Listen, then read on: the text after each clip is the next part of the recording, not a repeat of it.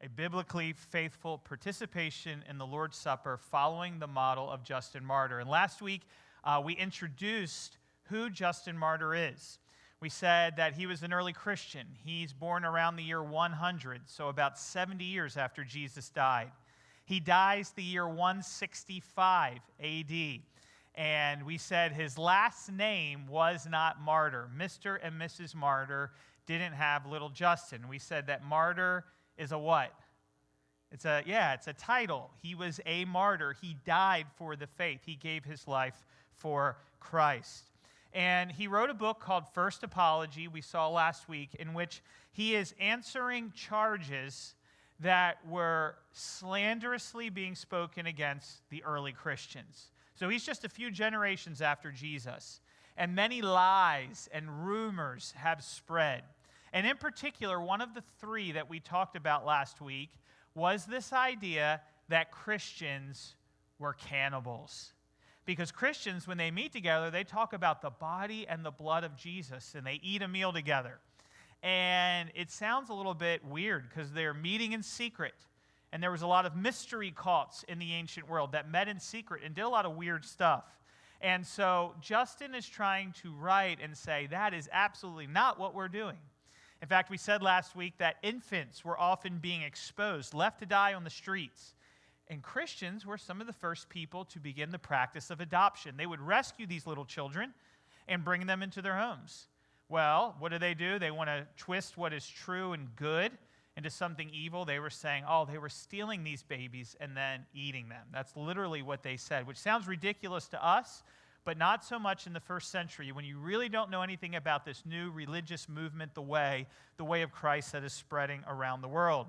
So, in this book, First Apology, Justin Martyr is writing and he's explaining what a church service was like in Rome in his day. And he's trying to give clarity on this point. So tonight we're going to look in our second part at the theme of a meal with God, the foundations of the Lord's Supper. Justin, really we're just going to look at two words in Justin's description and then look at them throughout the whole of the Bible to see the very foundations of the Lord's Supper that Justin describes. Now, all of us have great memories surrounding food. It's an amazing thing, like the last 10 years, I've started to notice that people take more pictures of their food and post them than they often do their family. Have you noticed that? And we talk about our food ad nauseum. We love food. We are designed to find value. Obviously, it is fuel for our very bodies and existence. However, food is something more. It's not just cultural and it's not just health related. Food is communal. Food around a table may be some of the greatest memories you've ever had in your life. If you haven't tasted a particular food in a long time, and then all of a sudden you smell it for the first time in many years, it brings back a flood of memories, doesn't it? In the same way, if you smell a food, taste a food, it can trigger dark memories of tension, fighting around a table that, no pun intended, cuts thicker than a butter knife, right? Like you can feel the animosity from tasting the food. Food is powerful, and that's how God made it to be. So Justin is going to overcome this obstacle tonight, and he is going to explain exactly what the Lord's Supper's foundation is, and he's going to call it a meal. And we need to think about what he means when he says it's a meal. So if you're in chapter 66 of the translation I've provided for you of Justin Martyr, let's go ahead and read through verses 1 through 4, the entire chapter. Justin says to the world, trying to explain what Christians really do in their worship, he says, we call this, and then what word does he use? This meal, the Eucharist, which none is permitted to participate in, but one trusting our teachings to be true, washed for the cleansing of sins and regeneration, and who lives their life like Christ instructed. We partake of these things not as ordinary bread, nor as an ordinary drink, but in the way Jesus Christ, our Savior, through the Word of God, was made incarnate and took upon him human flesh and blood for our deliverance. So we were instructed that this Eucharistized food, by the prayer of his word, is the blood and flesh of Jesus, who was made flesh. This food nourishes our flesh and blood by transformation. For the apostles and the remembrances they produced, which are called Gospels, handed down what Jesus commanded them. Jesus took bread, gave thanks, and said, "Do this in remembrance of me. This is my body." And in the same way, he took the cup, gave thanks, and said, "This is my blood." He shared it only with them. Indeed, the evil demons imitated this, handing down the sacred rites of Mithras to be performed. You know, or have the capability to learn, that their incantations use bread and a cup of water in their secret rites of initiation. We'll stop right there. A meal with God. Justin calls the Lord's Supper a meal. That's very important. We often don't call the Lord's Supper a meal or think of it that way at all. But the charges against the early Christians were that they were doing something really evil, really dark and sadistic in the way they ate together. And so Justin uses biblical language. Now you'll notice in 66:2, he says, this is not ordinary bread or ordinary drink that we're taking part of in this meal. Now, what is the opposite of ordinary? Extraordinary, special, uncommon, unique. What makes this meal and this bread and this wine extraordinary? What makes this food different than other food and this meal different than other meal? That's what we want to answer tonight. Justin says this food nourishes our flesh and blood. So like the physical body is nourished by physical food, this is food that nourishes us spiritually in some way. Now, in future weeks, we're going to talk about exactly what that nourishment is, but today we need to just figure out what the meal itself is. This is a communion meal. It's an encounter with Christ. It's not a regular meal. God acts towards the Christian, and the Christian acts towards God in this meal that we're talking about. Just like when you gather around a table, it's communal. There is actions back and forth. You're conversing, you're talking, you're passing the potatoes, and you're passing the gravy, and you're passing the chicken, since we're predominantly a Baptist organization here, right? Probably fried, if it's anything typical of the South. Now, by faith, at this table, we are going to behold a dying Jesus, and we are going to get strength for our souls. It is food that is going to nourish us. Now, it's important to say this table, this meal, should not be treated as an ordinary meal. I think a lot of churches have fallen into a practice of they have made the Lord's Supper ordinary, and it's anything but ordinary. It's not common at all. Paul also said this. So in 1 Corinthians chapter 11, when Paul was writing about the Lord's Supper, he says, when you meet together in the same place, it is not to eat the Lord's Supper, because in your eating, one takes his supper first, and one is hungry, and another is drunk. Do you not have houses in which to eat and drink? Or do you despise the church of God and shame those who have nothing? What shall I say? Should I praise you? In this, I am not going to praise you. So the Corinthians are coming together. They're eating a meal, and Paul's saying, you're not eating the Lord's Supper. What you're doing is not what Jesus commanded. It is common, ordinary. Actually, I think it's crude. You're getting drunk. You're overeating. You're pridefully eating. You're neglecting others. There's a real problem with that. Now, in contrast to that, in the first century, and then in the second century when Justin writes, the Lord's Supper is not considered just an ordinary meal that you gather around a table and eat. I love the words of the church father Ignatius of Antioch.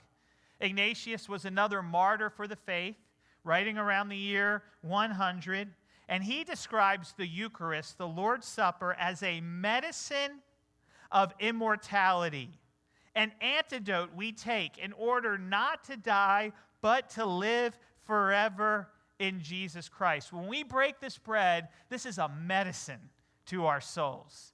He has a very high view. This is not just like breaking another loaf of bread and eating it. Something happens at the communion meal that is absolutely good and healing to the soul.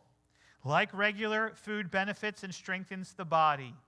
So if you're regularly eating this meal, something valuable to your soul happens. So Justin describes the Eucharist as a meal. He describes it as food, which is a reminder that the Lord's Supper was originally given. Remember, this is Jesus. Jesus is the Lord. Jesus' supper was given in the context of a meal. Christians are to be people that gather around a table. And we are to be people that eat meals together. There is no doubt about it. Now, here's the problem I've learned in my research. After reading literally hundreds of books on the Lord's Supper over the last 2 years, most books, when they start talking about the Lord's Supper as a meal, jump way too far ahead. Either A, the first chapter is on the Gospels, Matthew, Mark, Luke, and John. B, they start with the Passover meal. And that is not the way to understand the Lord's Supper. It is a way, but it is not the full biblical revelation of what it means to have a meal with God.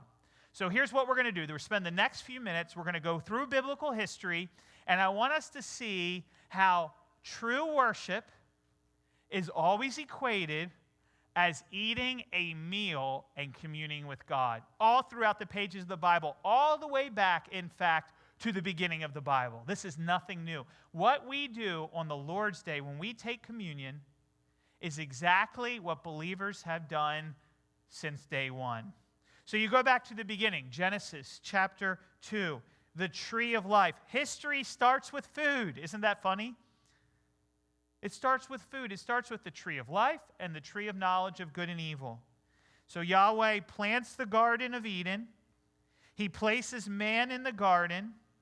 He causes trees to grow that are desirable. And he puts the tree of life in the midst of the garden and the tree of the knowledge of good and evil. Man has communion with God in the garden. Everything is good. You can eat of all these trees except for there's a tree you should not eat. Eat of the tree of life, but do not eat of the tree of the knowledge of good and evil. For if you do, you will what? He doesn't just say die. He says, literally in Hebrew, it says die, die. It's emphatic. The Hebrew word muth. You will die. In English Bible, surely die. Die physically, die spiritually. Separation from God. So, you have in the Garden of Eden a covenant-keeping meal, the tree of life. Eat this and enjoy God. But you also have a covenant-breaking meal. Eat the tree of the knowledge of good and evil, and you will die. It's interesting how we can't escape this story. I was thinking through how many movies and works of literature are based around this idea. Maybe the most family-friendly of all, though it really wasn't. It was pretty dark children's story originally, is Snow White and the Seven Dwarfs, right? How does that begin, right? This witch has the apple, and she takes it to Snow White, and if Snow White is deceived and she takes of it, what happens to her? She goes to sleep. She sleeps the sleep of death. Isn't that interesting? We can't escape this story. Start thinking about, we don't have time to run that rat, chase that rabbit right now, but it's in all of our literature. The original story keeps getting repeated. By eating the food Christ holds out, there's life in heaven. By eating the tree of the knowledge of good and evil, there is death. And of course, Adam and Eve are trespassed right here from the Garden of Eden. They get a trespass warrant against them. They are excommunicated from God because they eat wrongfully. So we'll move forward a little bit farther in biblical history. Genesis 14. We have this guy named Melchizedek. All right? He is a priest of Salem, of the Most High God. Now, we don't have time to really give this text its due, but if you read the book of Hebrews in chapter 7, we find out that Melchizedek is a type of Jesus Christ. When you read Melchizedek, think Jesus. We don't know his beginning or his end, and he's a priest. And most interestingly, when he meets with Abraham, there is a blessing that is given to him. But what's most interesting of all is this priest Melchizedek, on behalf of God Most High, verse 19, he blesses Abraham, yes, that's a beautiful thing. And he says, "Blessed be God Most High, who has delivered your enemies into your hand."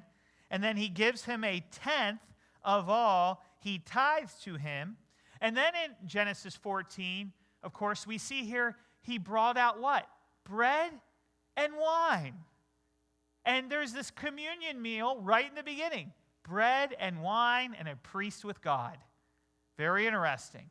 And who gives it? Melchizedek. In Hebrew says he's a type of Jesus. Just keep that in your mind. Fast forward. This is the one everyone talks about, the Passover meal. So now we're going from early history in Abraham all the way to the Exodus in Egypt, 1446 BC. God is going to redeem his people. He's getting them out of the land of Egypt, right? And so he says, you need to eat unleavened bread, and you're going to kill a lamb, and you're going to apply its blood. Exodus 12 says a lamb for each household. And you have to eat it, and you have to eat the unleavened bread. And then he says in Exodus 12:14, this is a feast to Yahweh throughout your generation. Now, let's think for a minute. What was the condition of the Israelites at this point? What were they? They were slaves to who? To Pharaoh, to the Egyptians, Pharaoh in particular. Egypt had tyrannical control over their very necks.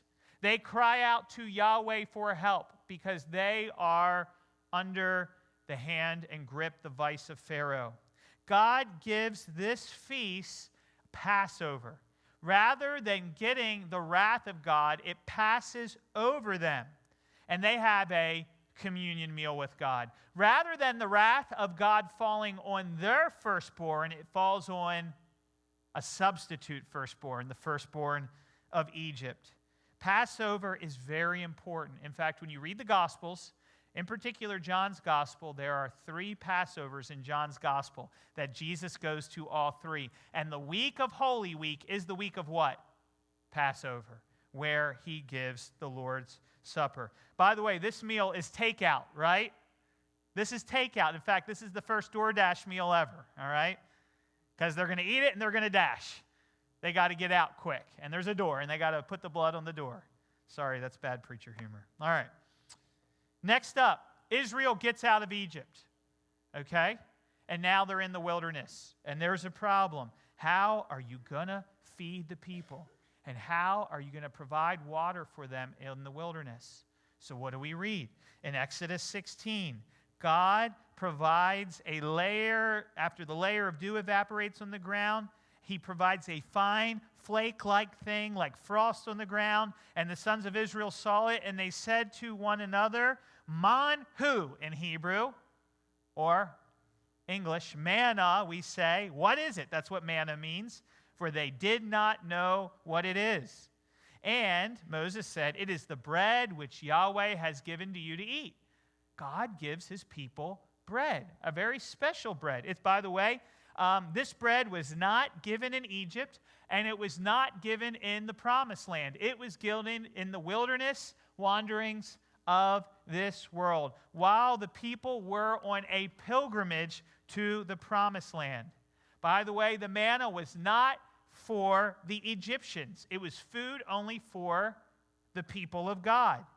By the way, we are also in the wilderness of this world, and the Lord's Supper is not for the Egyptians, the enemies of God. It is for the people of God on the way to the Promised Land. In the same, the people were thirsty. What are we going to do? God says to Moses, stand at the rock, strike the rock, and water will come out. And of course, Moses did so, and God provides drink for his people. He feeds them, and he gives them drink, and he takes care of them in the wilderness of this world. And then you fast forward to God giving the law of Moses on Mount Sinai. So you get to Mount Sinai, Exodus 24. God's giving the law. And we are told that Moses went up on the mountain with his brother Aaron, and the elders of Israel, and Nadab and Abihu. And it says there that they beheld God, and they ate and drank with God on the mountain. How do you commune with God? You eat and drink with him. What did they eat and drink? I don't know. But I know this, in eternity, we will eat with drink with God. We will commune with God forever in the new heavens and new earth. By the way, the food offerings of the Old Testament. How is the Old Testament, how do you commune with God? How is a man right with God? Yes, blood sacrifice, but also there were food offerings that were to be offered to the Lord. In Leviticus 21, you see these offerings they bring, holy offerings, and then the priest eats of the food of his God. And of course, the people eat of the food. And it's how you commune with God. It's how you worship God. Eating is normal when you meet with God. One more. Exodus 25, the tabernacle.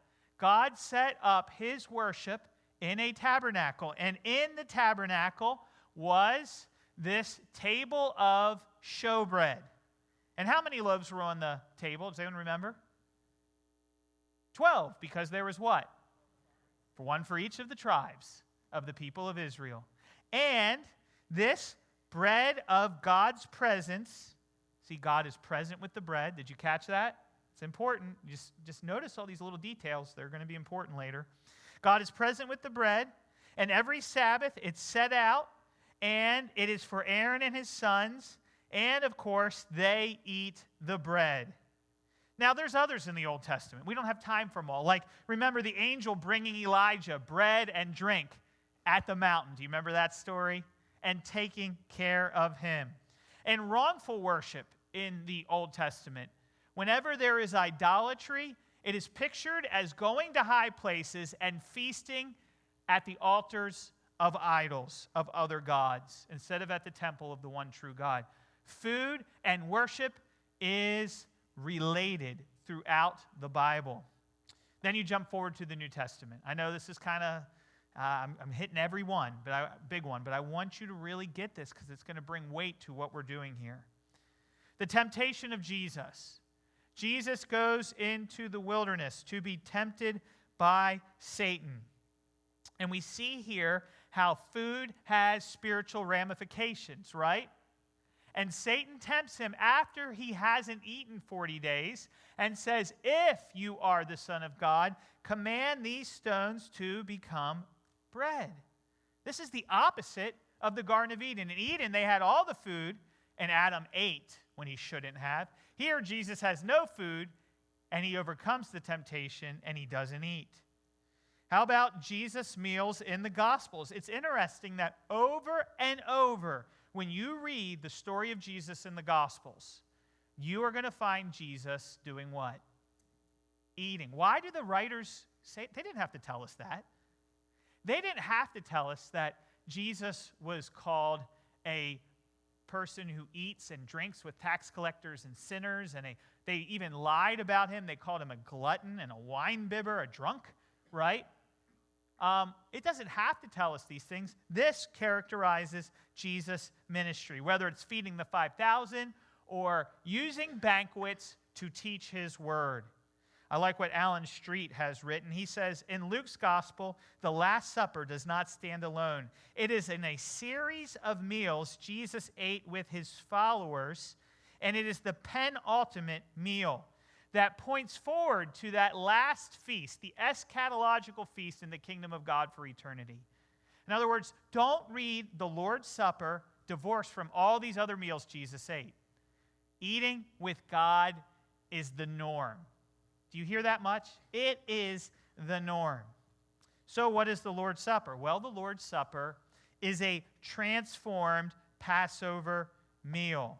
Jesus is in the upper room. He desires to eat the Passover meal, right? On the first day of unleavened bread, when the Passover lamb would be sacrificed, we read, Jesus says, "Go prepare the Passover meal for us." And he says, "I earnestly desire to eat this Passover meal." So the Lord's Supper is a continuation of the Passover, but Jesus is going to give it its true meaning. He is going to reinterpret its elements. And what we'll see in a moment is what is missing is the lamb. He doesn't talk about a lamb. He's the lamb. But he's going to give the true meaning of the Lord's Supper.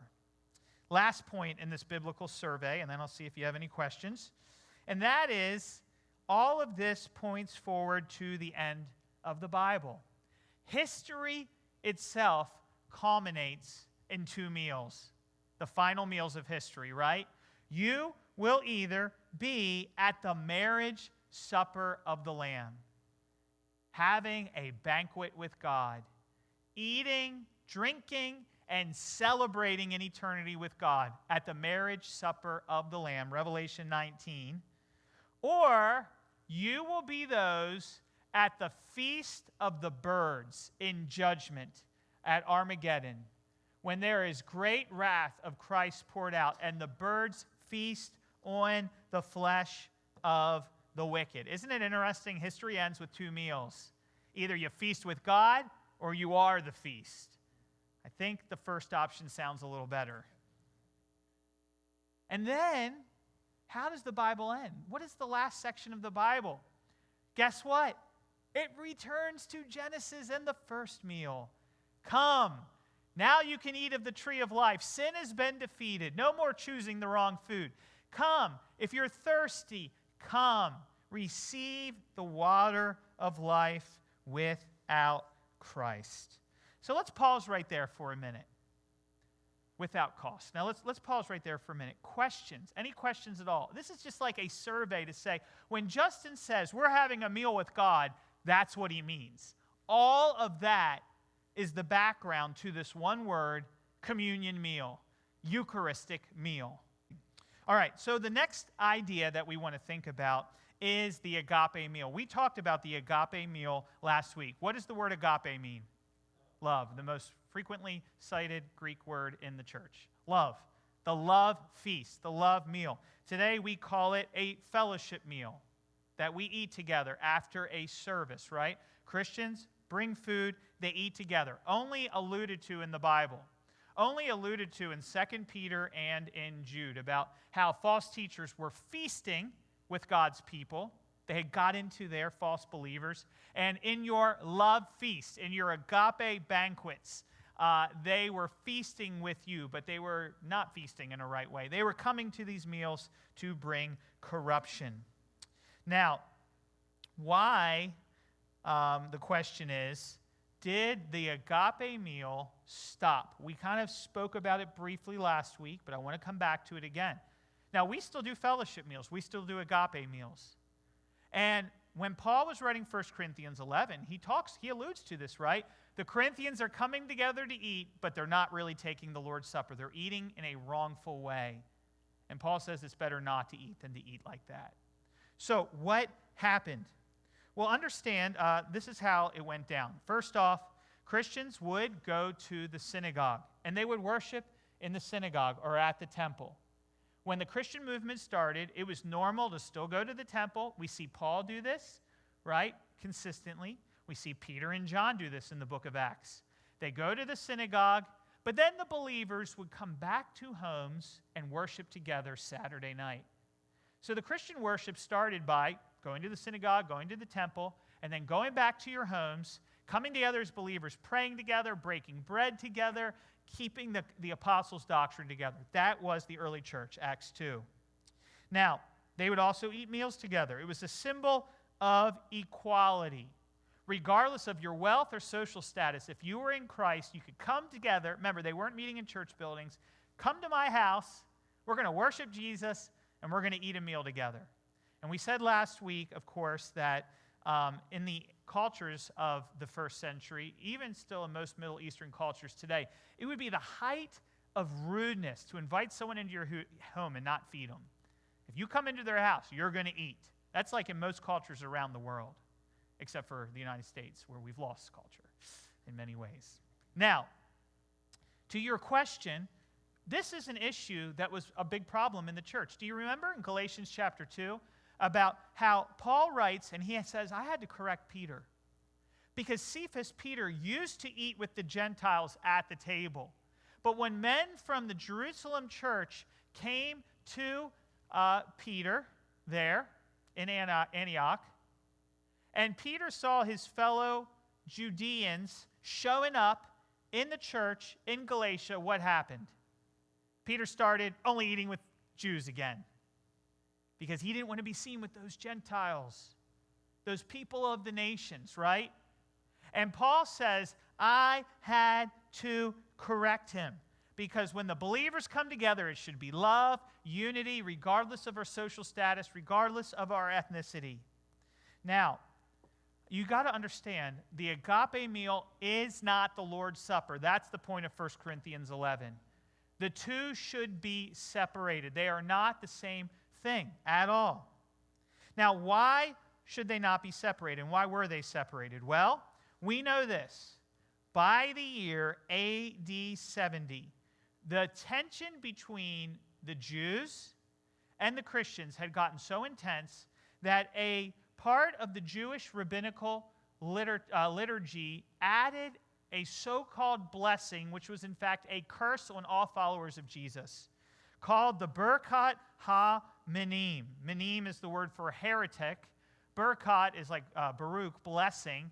The blessing on the heretics, which is really a curse on the heretics. Now, this is a Jewish translation of it from the Jewish website Sepharia. So they would pray this in the synagogue every Saturday. And when they started doing this, guess what? Christians were not welcome anymore.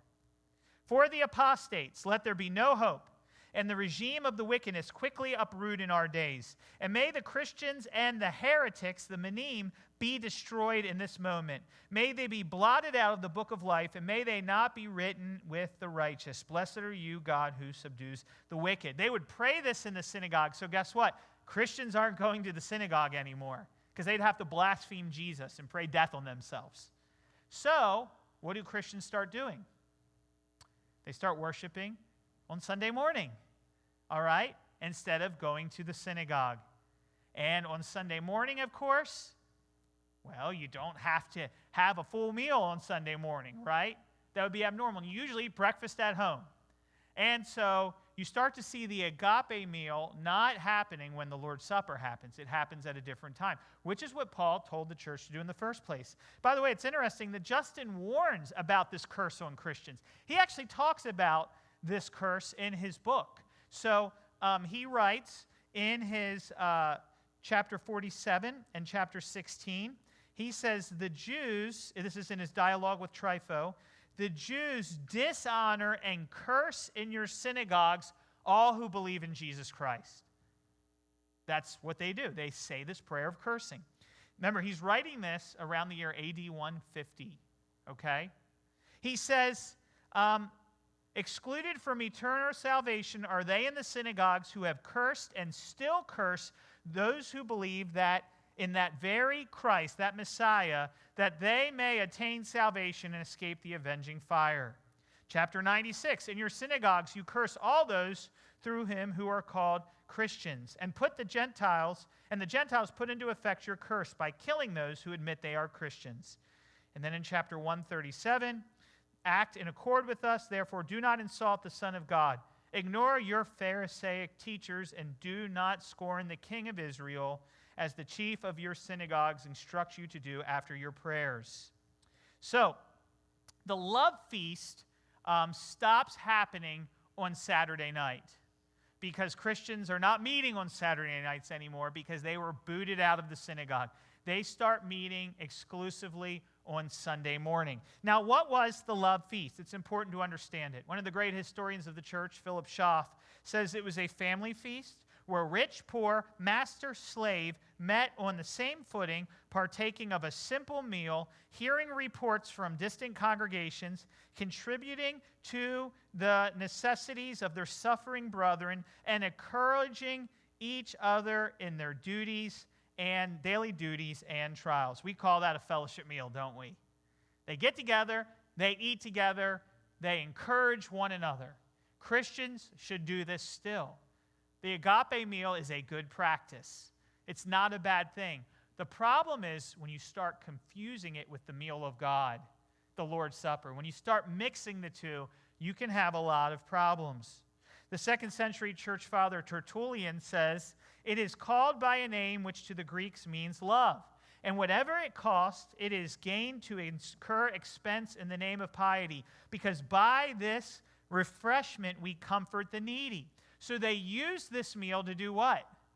To feed the poor, to help others who are hurting. By the way, you know what I say? I don't know if you've ever noticed this, but now transforming point here. Every time we have a fellowship meal at our church, what do I always say? This would be a good Sunday to what? Invite somebody. Because that was the intent of the fellowship meal. Now you know the secret to why I say that. Maybe you'll do it now. All right? That's why. It was meant as a meal to feed people, to bless people, to encourage people. So why does it fall out of practice? Well, I've already said the church doesn't meet on Saturday night anymore. They're meeting on Sunday morning. It would be weird to have a breakfast meal. That was not common in that time, like you would feed a dinner together. The church grew, and it was probably too much of a burden for a few families to provide meals for all these people packing the home. But I think also because Paul warned about its abuse. What did Paul say? When you come together, don't do it to eat the Lord's Supper at these agape meals. You have houses to eat in. He's saying keep these things separate. And what's really cool to me is by the time of Justin Martyr, so Paul said there's a problem in the way you take the Lord's Supper, and by the time of Justin Martyr, it seems like that problem's been fixed. That's one of the big things in my dissertation I'm writing is by Justin Martyr, they're not doing what Paul warned them not to do anymore. They're keeping the Lord's Supper separate from this meal. That's pretty cool. The problem of Corinth has been solved. All right, that was all introduction, believe it or not. Long introduction, I know. So what is this meal described by Justin? What makes the Eucharist, the Lord's Supper, a sacrament and an ordinance, and not just a common ordinary meal like the agape meal? What makes it different? Remember, there was Greco-Roman meals. We'll talk about them later in future classes. The community in Qumran in Israel, they ate meals together and had fellowship and things. The Lord's Supper is different. It's not the same. Justin says it's not ordinary. It's extraordinary. It's special. It's unique. Well, I think the first thing that's very important is that, it's just so simple, but it's so important, is that prayer and words are attached to the meal.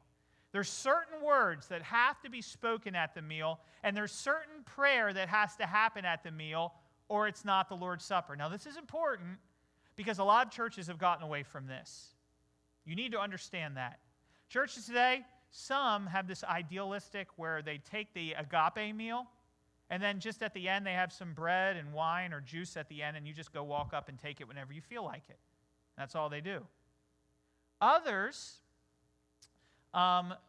you kind of walk in the church, they give you a little packet with bread in a cup, you sing a song, and you just take it at some point in the service. But there's no prayer and the words attached to the meal, which makes it from ordinary to unique and special. It's a very simple idea. Justin says the leader of the congregation, we were instructed that this food is Eucharistized. Do you see that there? It is Eucharistized food. Later in chapter 67, he says the leader Eucharistizes the food. Now, the word Eucharistize, it's a verbal form of the noun Eucharist. He calls the Lord's Supper a thanksgiving meal. And here he uses it in the verb form, a food expressing gratitude, or a food that is blessed, a food that is set apart by, of course, the leader.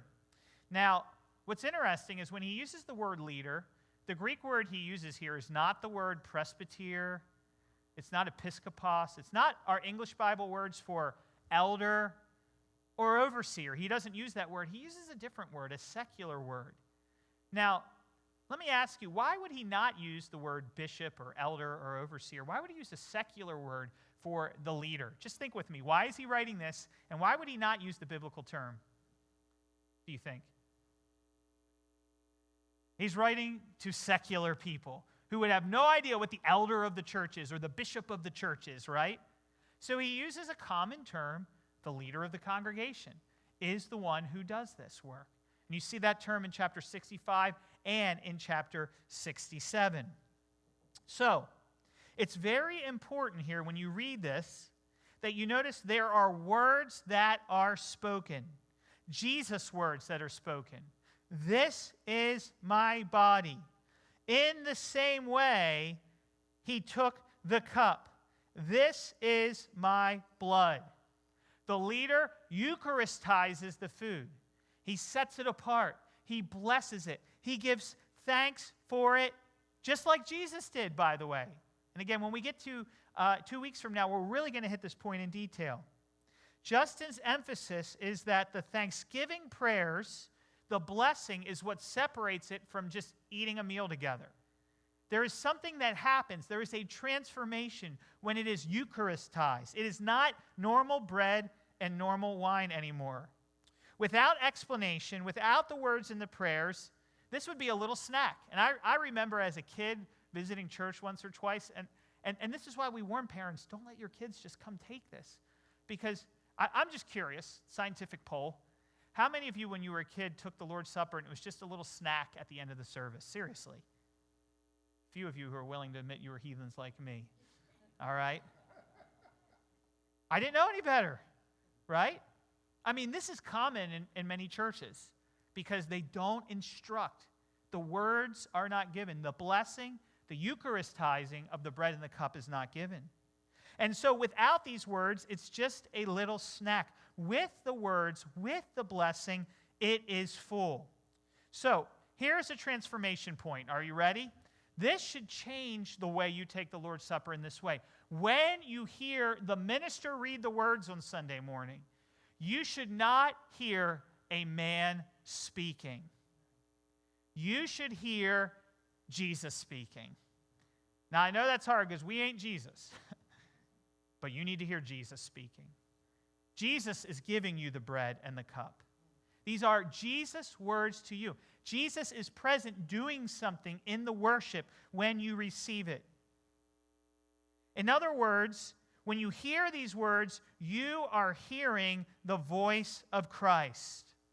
I love what R.C. Sproul said in his little book. He said, when I go to the communion rail and the minister puts the piece of bread in my hand and he says, the body of Christ broken for you, I can hardly tell who's giving me the bread.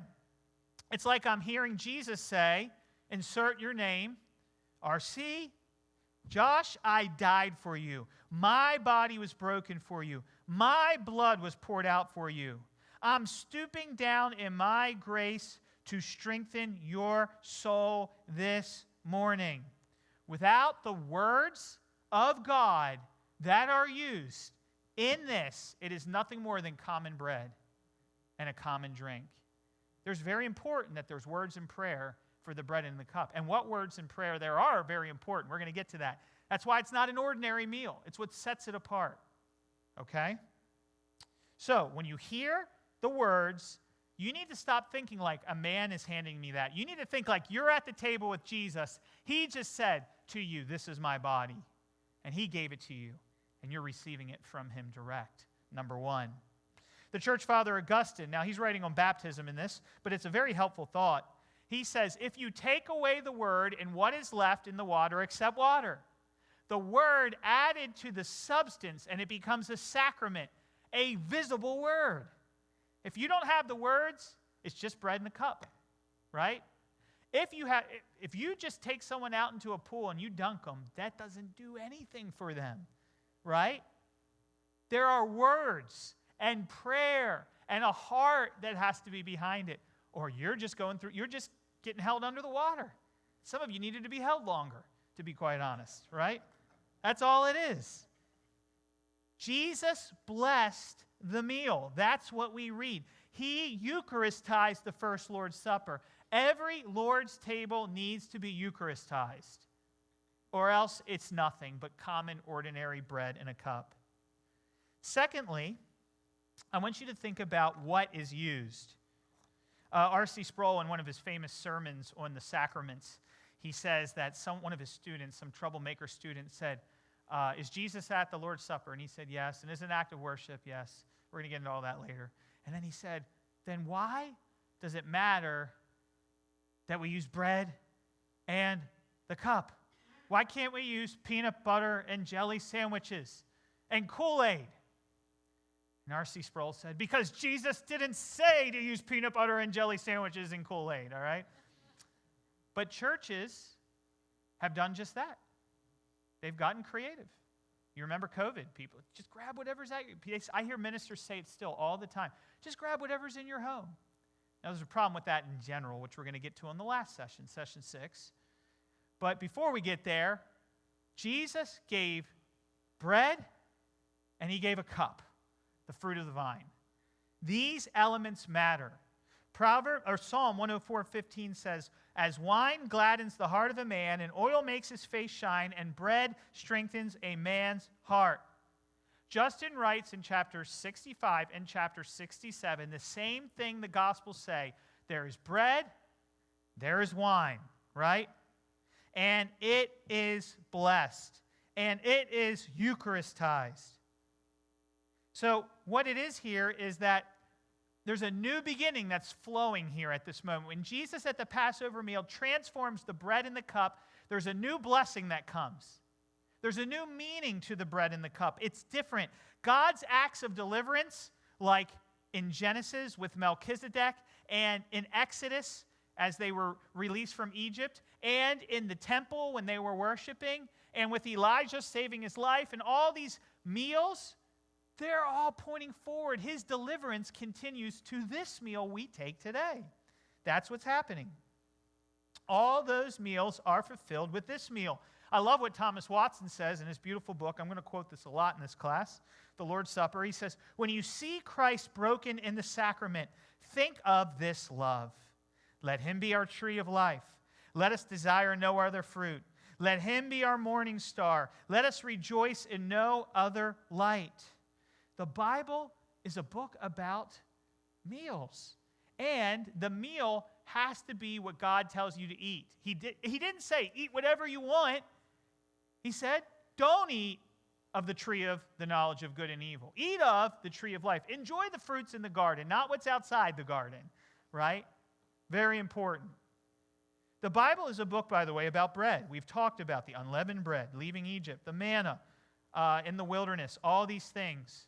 Watson says, the manna was a lively type, an emblem of Jesus' body. Manna was sweet. The taste of it was like wafers made with honey. It was a delicious meal. It was called angel's food for its excellency. So Christ, our sacramental manna, is sweet to a believer's soul. The manna sweetens the waters of bitterness, of Mara. Jesus says when we pray, what? Give us this day our daily bread. Bread, wine. Why bread and wine? I think it's because God takes the ordinary and he transforms it to the extraordinary. This is how God works in the world. The most ordinary things are the things God uses, just like the most ordinary people are the people God uses. And I think it's a condescension of God. God takes our senses, right? Worship is not just auditory. It's not just hearing. Now, worship is 4D. You taste, you touch, you see, right? You hear. Just like baptism. All the senses are used in baptism. God is helping us know him better. Now, I know the question a few of you are thinking, we're almost done. Why does Justin mention wine mixed with water, right? Why does he say that? Justin describes this happening. The second thing is our church. Why don't we use regular wine? Someone's got to be thinking it, because that is, well, alcohol, right? But they used wine in Jesus' day, all right? Now, why don't they? Well, why don't we? Well, the Puritan Thomas Vincent writes, "What sort of wine is not said in the Gospels? Yet it seems most suitable and most lively to represent the blood of Christ when the wine is of a reddish color." All right? In other words, if you're ever a deacon one day, don't buy white grape juice. That just drives me crazy. But we still haven't answered the question, right? So let's think about a few things. Number one, all right? Number one, addiction. And by the way, I'm not proposing here that we start using real wine, just to clarify, though I wouldn't be opposed to it if it was done rightly. I wouldn't be opposed to it at all. But you got to hear my caveats with that. Number one, let's say there's people that have addiction problems in the church. Yep. That's one of the reasons why we don't use real wine. However, if you had an addiction problem, you could just take the bread. You wouldn't have to take the cup. However, some of us worry about some of you, and we don't want to put that temptation in front of you because we know what alcoholism does to a person, right? But I will say this, gluten-free people, guess what? Sometimes we forget to have the gluten-free bread, and guess what? We tell them, just take the cup. God understands. It's okay. All right? Secondly, are we in sin because we don't use real wine? Well, Welch's pasteurized grape juice was not introduced until 1869. So they were not using Welch's. I mean, we have to admit that, right? However,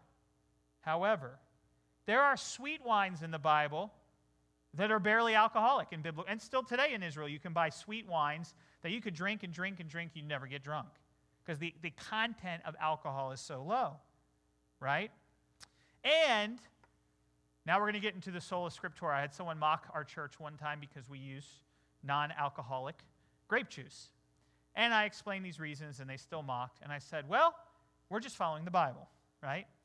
Why do I mean by that? The Bible never says, now Justin says wine, and I think it was wine. I think it was a sweet wine. I don't think it was a heavily intoxicating wine. Jesus didn't come to make people drunk. He came to deliver people from drunkenness after all.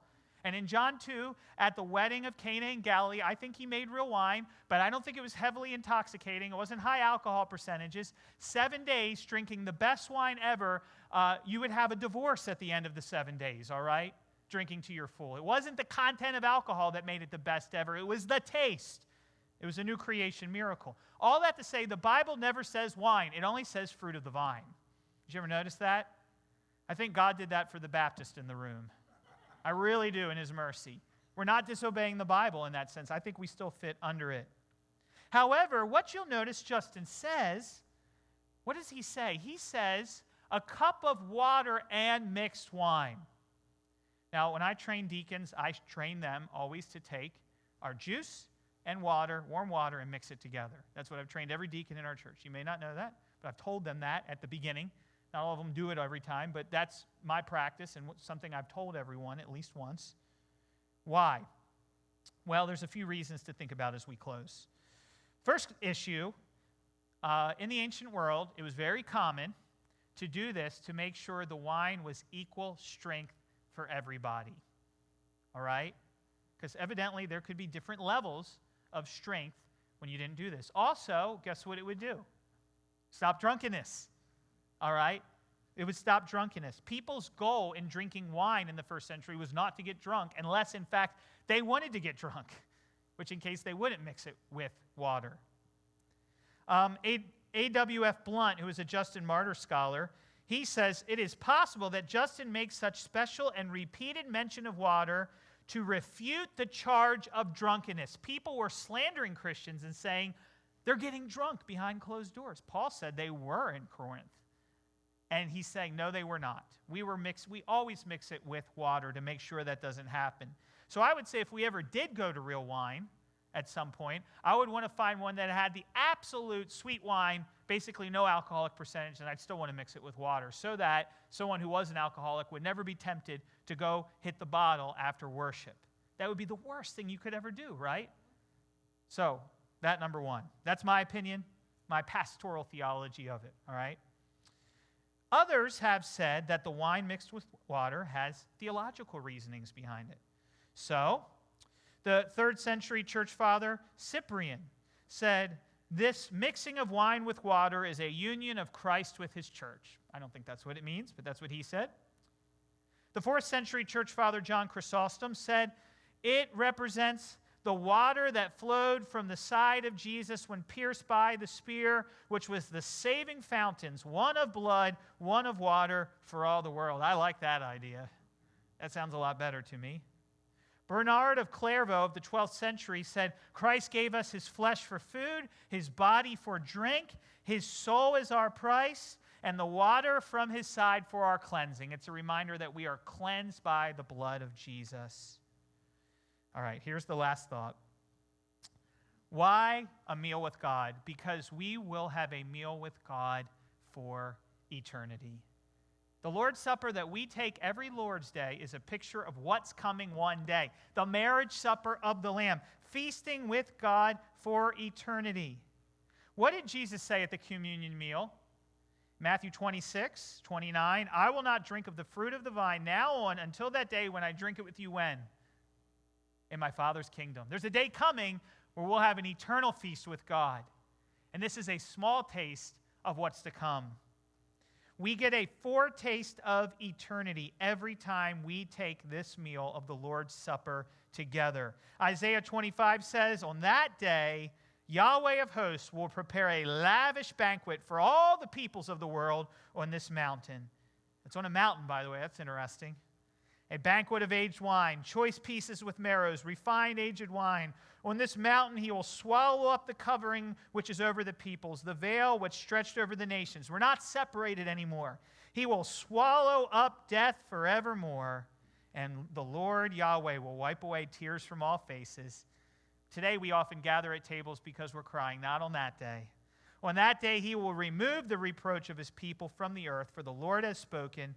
And it will be said in that day, behold, this is our God, in whom we have hoped that he would save us. This is Yahweh, in whom we have hoped. Let us rejoice and be glad in his salvation. The Lord's Supper is, in fact, a meal with God. And this is the foundations of this meal that Justin is describing here in this passage.